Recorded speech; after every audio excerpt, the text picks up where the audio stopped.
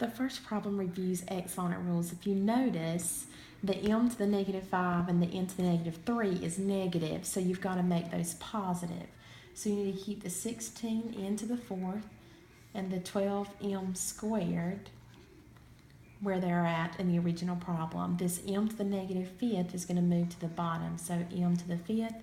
This n to the negative 3 is going to move up top, and it's going to become a positive 3. Notice that only the sign changes. When you multiply exponents, you add them, so 4 plus 3 makes 7. So you've got 16n to the 7th divided by 12, and 2 plus 5 makes 7, so m to the 7th.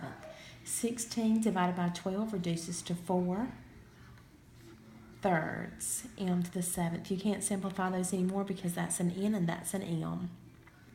The next problem reviews over your exponent rules, but these deal with rational exponents. Rational exponents are just fractions. The first thing you notice here is that you've got a negative 1/5. So in order to make this positive, it's in the denominator, so it's going to move up top.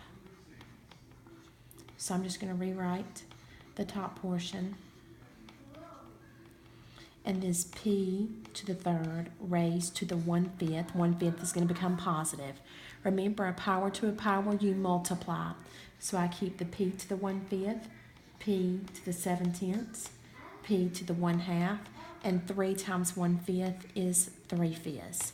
Remember, when you multiply, you add exponents. Here's where you need to make sure that you are very careful with your calculator. You need to put parentheses around each of those fractions when you add them, so that your calculator will know that those go together as a unit. Hit enter and it will give you 2, so that would be p squared. Okay, so just make sure you put parentheses around your fraction so it'll compute it correctly. And that is all of your rules concerning rational exponents.